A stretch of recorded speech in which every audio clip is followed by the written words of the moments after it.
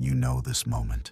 You've been standing at the edge of something. The words already formed, the knowing already present, everything in you already pointing toward the thing that needed to be said. And then, at the last possible instant, something held you back. Not fear exactly, something quieter than fear. Something that said, "Not yet, not like this, not until it's the right version of what's true." You have done this more times than you can count. And every time, you stepped back from the edge, folded the truth back into yourself, and carried it forward into another ordinary day, as if it hadn't almost come out, as if the almost hadn't cost you something, as if you couldn't feel, in the space where the words would have gone, a weight that didn't exist before. The words didn't disappear. They accumulated. They became a density you carry in ordinary moments, in ordinary rooms, in the middle of conversations about completely unrelated things. That density is not a problem. That density is a record.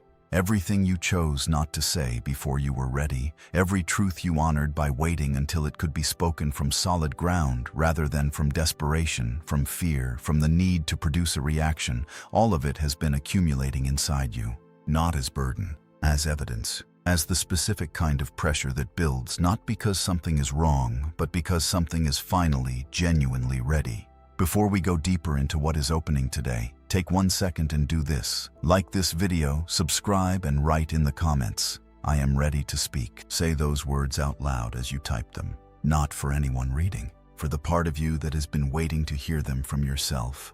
Because today is not another day of almost. Today, something specific changed, and the version of you that kept stepping back from the edge is about to understand why the waiting was never the problem. The waiting was the preparation. And preparation, unlike patience, has a completion point. You are standing at yours. And what comes next is the part that most people never get to, not because they lack the feeling, but because they never understood what the almost was building toward. What changed today is not just a feeling, and it's not just your perception shifting. What changed today is the actual position of the planets. And that matters more than most people know, because the planets don't ask your permission and they don't wait for the right moment. They simply arrive. And when they arrive in the configuration that perfected today, what they do to the emotional field is not subtle. It is seismic, and it is precise. And it opened specifically, not generally, not for everyone, for the person who has been doing a very particular kind of work. That work is not the work that gets seen. It's not the work that gets praised or acknowledged or noticed by anyone watching from the outside. It is the most invisible kind of renovation a person can undertake, the kind that happens entirely inside, in the part of you no one else has access to, where you have been quietly, methodically, without announcement or applause, rebuilding what you know yourself to be. You didn't declare this work to anyone. You didn't post about it. You didn't describe it even to the people closest to you, because there was no language yet for what was being rebuilt. There was only the slow, private knowledge that something was changing in the deepest layer of how you understood yourself. Something that had no visible output yet.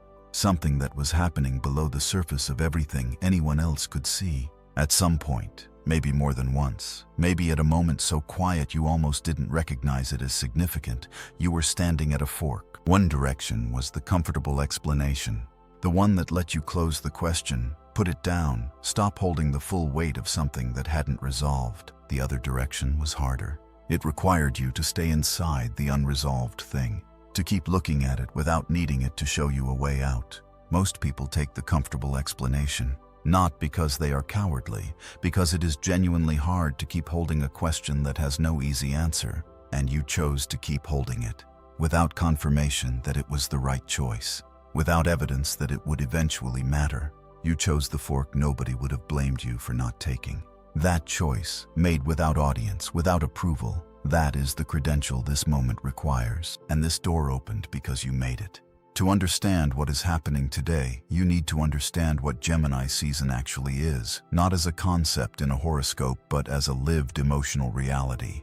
The sun moving into Gemini is the sky's way of pointing an enormous, precise light at everything that has been living in the gap between what you know and what you've been willing to say aloud. Gemini is the sign of communication, yes, but the deep truth of Gemini is this: it governs the space between the inner voice and the spoken one, the place where truth lives before it becomes words. And when the sun moves into this sign, it does not gently encourage honesty. It floods that internal space with a quality of light that makes the gap between knowing and speaking impossible to ignore. Where that gap once felt manageable, a private room you could keep closed, it now feels lit from every angle, and the door handle is warm. Mercury is the planet that rules Gemini, and Mercury is not just the planet of communication in some abstract sense. Mercury is the force that governs whether the truth in your interior can find its way to your surface. Think of it as the translator between what you feel and what you're able to say. In ordinary times, Mercury operates like a slow, cautious translator. It takes what you feel, what you know, what you have understood in the private language of your own experience, and it tries to find words for it. Sometimes the words come easily. Sometimes they stay stubbornly unavailable, and what you feel lives inside you as a pressure without language, a knowing without a form it can take in the world. But right now, Mercury is in its home sign of Gemini, moving closely alongside the Sun, and what that combination creates is not translation. It is direct transmission. The gap between knowing and saying collapses. What has lived for months or years in the wordless space inside you suddenly has words, clear ones, true ones, the kind that arrive whole, not pieced together, not searched for, simply present as if they were always there, waiting for the right atmospheric conditions to become speakable. This is not the experience of finding the right thing to say. It is the experience of recognizing that the right thing has been waiting inside you all along, fully formed, and today, the container that held it closed has simply given way. Venus entered Cancer just 2 days ago, and Venus in Cancer is the force of love that has finally come inside. Cancer is the sign of home, emotional home, the place where you don't have to explain yourself, where being known is the baseline and not the reward. Venus in this sign does not chase. It draws inward and says, "Come to me when you are real. Come to me when you are willing to be fully here." And the resonance between that energy and the Gemini Sun-Mercury conjunction is what creates the specific quality of what opens today. It is not just communication. It is honest communication. It is speaking from the place in you that is most real, most closely held, not from urgency, not from fear, but from the recognition that the truth has been patient long enough. This is not you finally running out of reasons to stay quiet. This is the universe removing the conditions under which silence made sense. And that distinction is everything. Because the portal that opens today does not open simply because the planets moved into a particular formation. It opens for a specific type of person who has been in a specific internal state, and the planets act as an amplifier, not a creator. They find what is already present in you and turn up the signal until it can no longer be contained in the body of a person who has been choosing not to speak. This portal does not open for those who want resolution without having done the work that earns it. It does not open for those who are tired of waiting and want the silence to end simply because the waiting has become uncomfortable. It opens for those who loved without receiving the full truth in return, who gave their depth to a connection that only partially showed up, and who maintained their dignity through the silence anyway, not bitterly, not with resentment accumulating beneath the surface, distorting every interaction, coloring every memory with the shade of what wasn't given. With something harder to hold than resentment, genuine care, sustained without requiring proof that it was landing, genuine presence, offered to something that kept returning only partially. The silence was not the problem. The silence was the container that kept what was real from being spoken before it was ready to survive the speaking. Because truth spoken before the ground beneath it is solid does not land. It disperses. It gets argued with, absorbed, reframed into something smaller than it was. And what you were holding was too real to risk dispersing into a moment that couldn't contain it. So you waited. Not from fear. From honesty. This has to be said from somewhere it cannot be argued out of. That somewhere is available now. What the delay gave you is not the loss it appeared to be. Every moment you held back, the ground beneath you was becoming the kind that words can actually stand on. What you say from here is not a disclosure. It is a transmission from someone who has already arrived at the thing they are speaking about. The words are not trying to reach something. They are reporting from it. What you have built inside yourself through all of this is not dramatic. It doesn't look like anything from the outside. It is the quiet knowing of someone who has genuinely, not performatively, stopped needing the connection to answer the question of their own worth. Where it once felt imperative that they confirm it, where the absence of confirmation felt like evidence against you, it now simply is, regardless of what arrives or doesn't from the outside. That shift is not a small one. It is the one. the one that makes receiving possible for the first time without distorting what arrives through the lens of need. And that is your current position. Not triumphant, not healed in some showy, announced way, settled, grounded, clear in a way that doesn't announce itself. The calm of someone who has genuinely finished something, not just told themselves they had. Stay with this next part. Most people skip past it, and it is the part that changes the entire meaning of what you've been living through. If all of this had arrived 6 months ago, if the Gemini sun had flooded that internal space, if the words had come, if the invitation to speak had been extended then, you would have given everything for a fraction in return. You would have received partial presence as enough. You would have called it love, genuinely, not with any self-deception you could have named, and then spent the following year trying to make a half-connection whole. Not because you were foolish, because the longing was still louder than the discernment. Because the part of you that needed to be chosen was still the loudest room in the house, and that room shapes what you are able to receive. It makes you take what resembles the answer and mistake it for the answer itself. It makes half a thing feel complete because the wanting is so present that it fills in the missing parts automatically, invisibly, at a level below conscious thought. The delay was not punishment. The delay was the universe knowing something about the geometry of this that you couldn't have seen from inside the wanting of it. Saturn is the planet of delays, and people misunderstand Saturn almost universally. They experience its delays as cruelty, as withholding, as evidence that what they want is not coming. But Saturn doesn't withhold out of indifference. Saturn is the most precise planet in the sky. It does not open a door until two things are simultaneously true. The lesson is genuinely integrated, and the person is structurally ready to receive what opening the door will bring. Not ready in the sense of having done enough, waited long enough, suffered enough. Ready in the sense that the old response pattern has actually changed, that what arrives will be received differently than it would have been before. 6 months ago, you would have bent toward the half thing. You know this. You can feel the truth of it in your body even now. The specific quality of what that bending used to feel like, the way it was so automatic you could do it without noticing. And that bending would have cost you the version of this that is possible now. The silence was not their answer. It was the universe's answer. And the answer was, not yet. Not because you weren't ready to want it, because you weren't yet ready to receive it without reshaping yourself around the wanting. That reshaping, the way longing makes you smaller to fit inside what's available, is what the delay was protecting you from. It protected you from choosing the fraction. Again, that protection is complete now, not because enough time passed, because the room that used to be loudest in you is no longer the loudest one. Something changed, not the circumstances, not them, not the external situation at all. Something shifted in how you understand what you are and what you are made of. And the universe, which does not work on a calendar, which is not measuring the days, only the depth of what has genuinely transformed, that universe felt the shift. And today, it responded. Right now, in this exact cosmic window, someone connected to you is sitting at the edge of something they have not yet said. Not suppressing it, not rationalizing it away, not hiding from it in distraction or activity or forward momentum. Simply sitting at the full weight of what honesty would require them to admit. They know what they feel. They have known for longer than they've been comfortable knowing. The question that holds them at the edge is not, do I feel this? That question stopped being interesting a long time ago. The question is, what does it mean about me if I say it?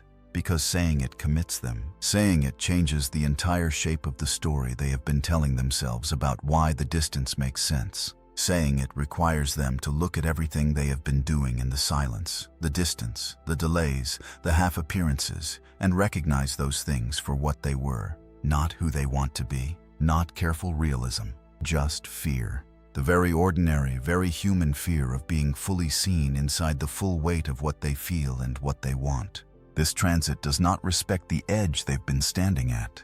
The Gemini Sun-Mercury conjunction operates like a floodlight on exactly the space they've been standing in, the internal room where truth lives before it becomes words. And what happens in a floodlight is not that things become more complex, things become simpler. Undeniably, uncomfortably simpler. The explanations that made sense in a dimmer light look different now.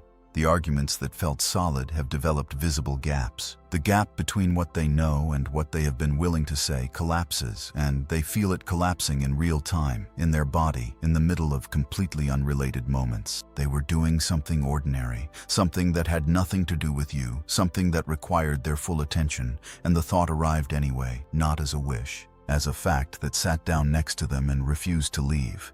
They tried to redirect. They tried the usual routes. The task, the conversation with someone else, the logical argument about why this is complicated and timing is important and nothing is certain.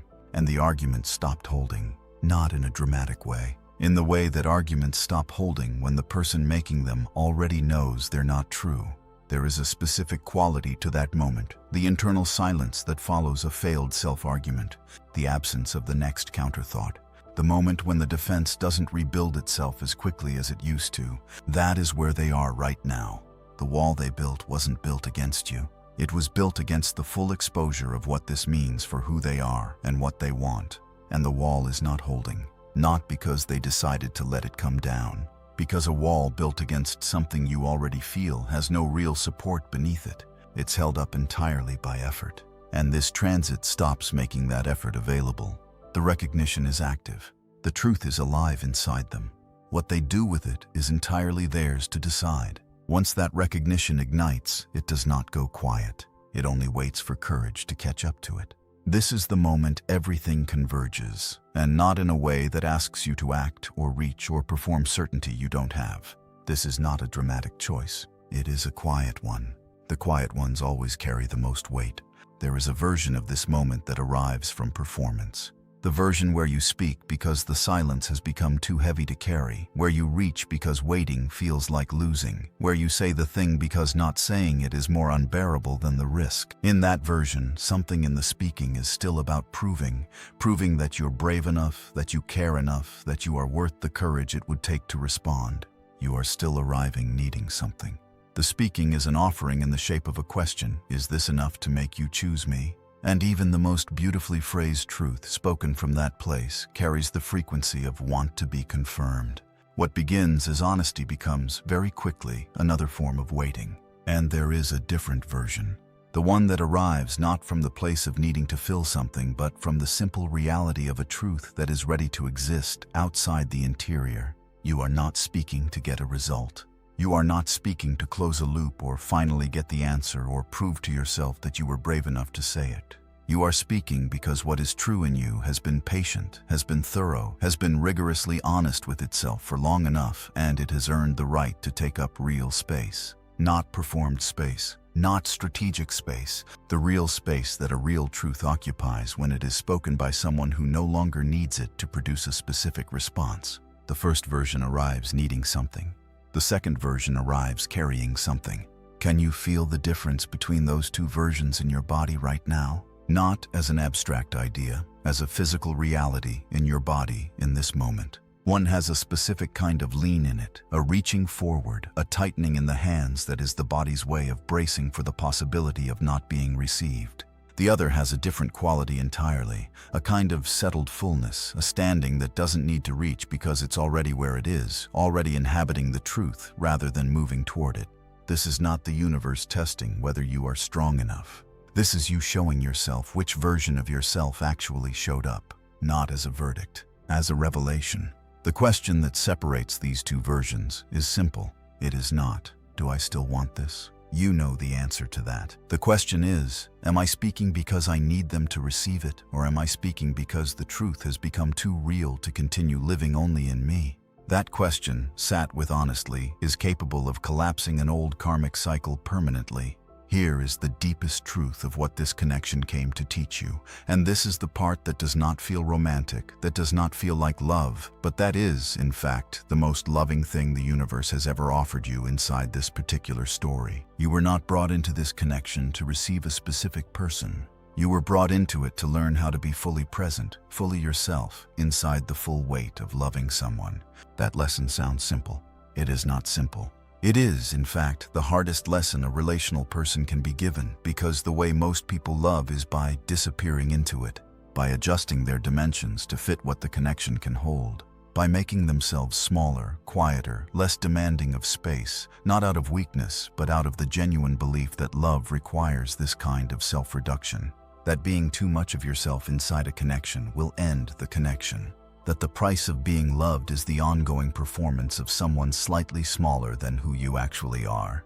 This connection arrived to break that pattern at its root. Not gently, not quickly, by giving you a situation in which the pattern produced its natural result. Silence, distance, a love that couldn't be fully inhabited because one of you was constantly adjusting inward to make room for the other's comfort with incompleteness. A love that was real, genuinely, undeniably real, and also not able to fully land because landing required a kind of full presence that one party wasn't yet able to bring and the other party kept making accommodation for. Soul contracts are not romantic arrangements. They are precise agreements made at a level below conscious thought about what must be activated and confronted and integrated in this lifetime. And this one came with a specific clause. You will not get to stay comfortable inside the adjustment. At some point, the cost of self-reduction will become so clear, so visible, so present in the body of your daily life that the only choices are reduce yourself further or stop. The grief of recognizing this is real. It deserves a full moment. Because what you are recognizing, if you sit with it honestly, is not just that this connection asked too much of you. What you are recognizing is that you gave it, willingly, with love. That you did the adjusting not because you were forced to, but because part of you genuinely believed that was what love required. And the grief is not just for the distance or the silence. It is for the version of yourself you kept making smaller in hopes that smaller would feel like safer. For the truths that stayed in the wordless space because you decided at the last moment that saying them might cost you something you weren't ready to lose. That grief is not a problem to be solved. It is the final clause of the contract being read aloud. The part where the lesson says, you see it now. You see all of it. And seeing it fully and honestly, without the comfortable explanation, without the softening that makes it manageable, is how the contract completes. The contract was never a promise of forever. It was a guarantee of transformation. What completion looks like through this specific lesson is not reunion. It is not distance. It is not arriving at the other side of this having decided you no longer want what you once wanted. It is the moment, specific and felt and irreversible, when you can be fully inside contact with another person without losing the thread of who you are inside the connection. When you can love fully and remain fully at the same time. When you can give from the genuine place of having something to give, rather than from the hope that giving will eventually produce the proof you've been looking for. When your presence in a connection is your actual presence, not the performance of presence offered by someone who has quietly removed the parts of themselves they decided would be too much. What ends here is not the love. What ends is the version of the connection that could only exist while the lesson was still unfinished. The love, if it was real, does not require the dynamic to survive. Your body already received this before your mind was fully ready to name it. It has been sending you signals, not in the dramatic way of collapse or breakdown, but in the quiet way of a body that is finally taking up the space it was always supposed to occupy, not gradually. As a default that is beginning to return, the way a posture returns when the thing that caused the tension is no longer present. You may notice that you move through a room differently now. Not loudly, not with any external announcement, but in the way you carry yourself inside a space. There is less arranging, less preemptive making yourself smaller before anyone has asked you to. The body is extending to something closer to its actual dimensions, where it once entered a space already contracting, already calibrating how much room to take, already preparing to be less present than it actually was. It now simply arrives, occupies, exists at its actual size without the ongoing internal negotiation that used to precede every room it walked into. You may notice that your voice arrives differently. Not louder, not more declarative or demanding, but more complete, less trailing off, less softening the end of a sentence that started honest. A word landing where it was intended to land instead of pulling back at the last moment, adjusting its shape to be more receivable, more palatable, less itself. You may notice that the name, that specific name, passes through your awareness without the body organizing itself around it the way it once did. Not indifference, not distance. The presence of something passing through instead of snagging, moving through like weather, real while it's here, then genuinely gone without the residue of having passed through. You may notice that the jaw releases in the middle of an ordinary moment without you having been aware it was held. That the hands, which used to carry something tightly without anyone asking them to, open more easily now, not as a decision, not as a practice, but as a default, returning to what the body was always more comfortable doing before the holding became habitual. You may notice that you inhabit your own silence differently. Where it once felt like a room with something unfinished in it, a specific pressure, a low hum of something that needed to be resolved before you were allowed to simply be, it now has a quality of simple quiet, not emptiness, not absence, just space that belongs to you, not to the unresolved thing anymore. This is not the quiet of having given up. This is the quiet of something that is genuinely finished. The body knows the difference, even when the mind is still catching up. And as the body settles into what is genuinely changed, the entire surrounding field of your life begins to respond to something different in you. Not because circumstances shifted. They may not have shifted at all on the surface, because the frequency you carry shifted, and the world, which is more responsive to frequency than to strategy, more responsive to what you actually are than to what you are trying to present, begins to organize itself accordingly. Decisions feel cleaner. Not because the options simplified, but because the internal conflict at the root of every decision has quietly resolved. Where it once took real effort to know what you actually wanted, where the answer kept getting tangled in what seemed reasonable, what was less likely to cost you something, now the answer arrives before you fully formed the question, not as a decision, as a recognition. The things that used to require a decision no longer do. The body has already made it. Quietly, without drama, without a moment you can point to as the turning. It simply stopped being available for certain costs, not as a declaration, not as a position you are holding or a boundary you are enforcing. Just a quiet biological reality. Certain things no longer find a place to land in you.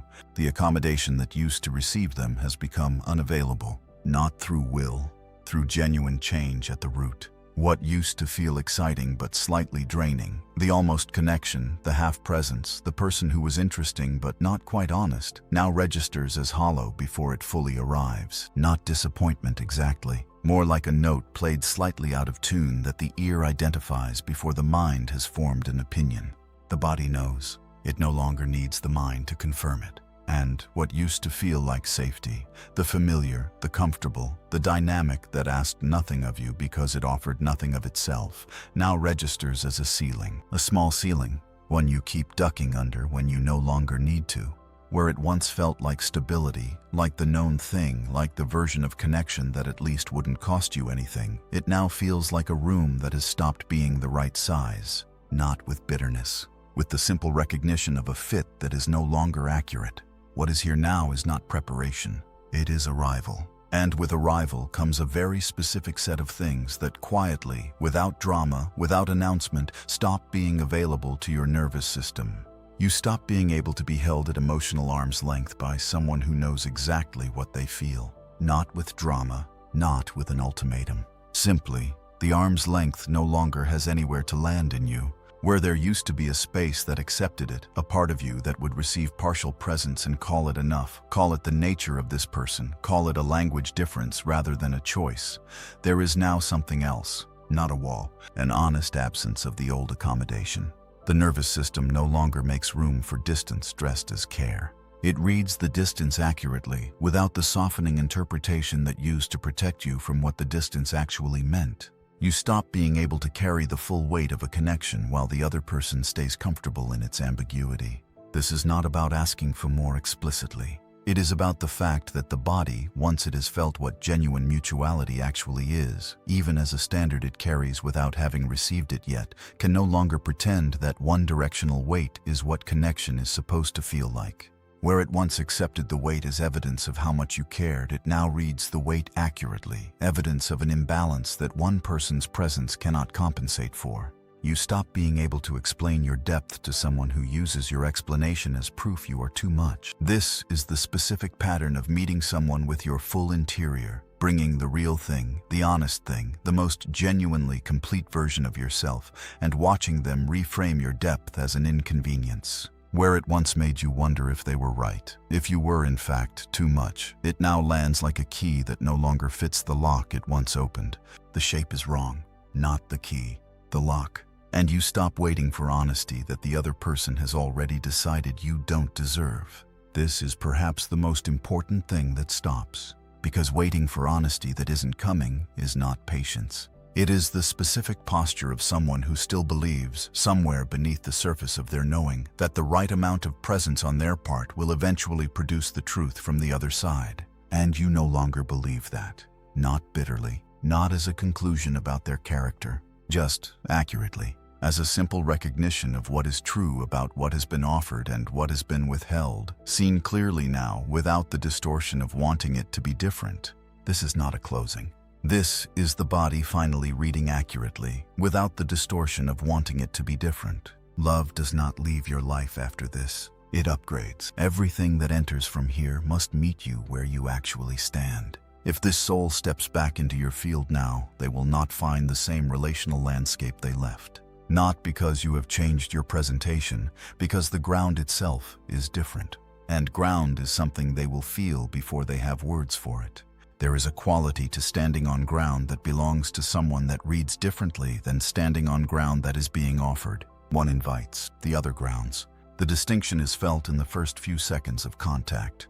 If they return to a completely different relational agreement. The old one, the one where you absorbed their uncertainty and called it love, where you made room in yourself for their ambiguity as if ambiguity were simply their language, that agreement no longer exists, not because you tore it up. Because one half of it, the version of you who was willing to sign it, who received the fraction and called it enough, is genuinely no longer here. Any return now requires negotiating new terms. Not because you are protecting yourself from wanting them. Because you now know, with clarity that arrived through becoming what you've become, what real contact actually requires. Real contact requires full honesty. Not courage eventually gathered, but the willingness to be present inside the truth of what they feel without managing the distance to stay comfortable. You will notice immediately whether what returns is that, or whether it is the old version with new language on it. Your body will tell you before the first sentence ends, not as a verdict, as a reading.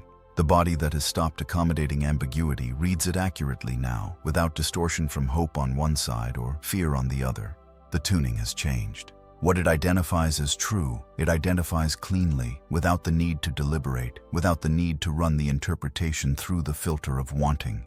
What you notice first will not be what they say. It will be the quality of how they arrive. Whether they arrive the way a person arrives when they have something real to say, open, slightly exposed, present in the way genuine honesty makes a person present, or whether they arrive already steering toward the response they want. Whether they're listening or waiting to be confirmed. You will know, immediately, clearly, without deliberation.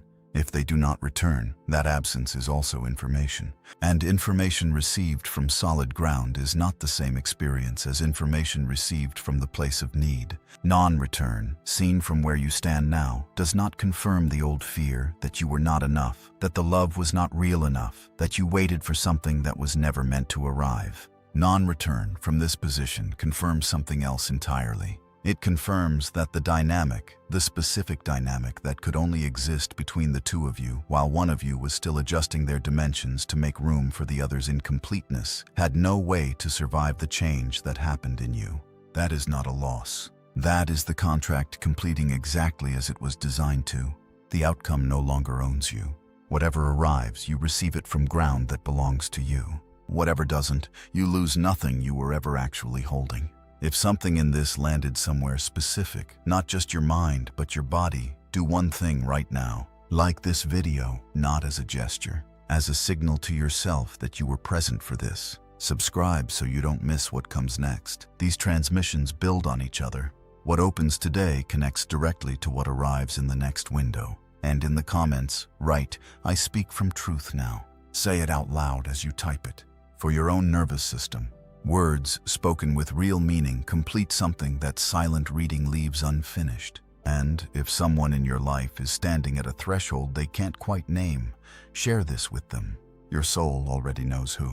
The voice that has been living in the gap between knowing and saying has earned its place in the open air. Not because the circumstances became perfect, not because the risk disappeared, not because the outcome is guaranteed, but because you are finally speaking from a place in you that does not require the outcome to be certain before the truth gets to be real. That is the threshold. That is the crossing. And the first word spoken from that place, even quietly, even just to yourself, even if no one else hears it yet, changes the direction of everything that follows. Not dramatically, permanently. Walk forward. The truth, spoken from solid ground, does not need to find you again. You've already found it.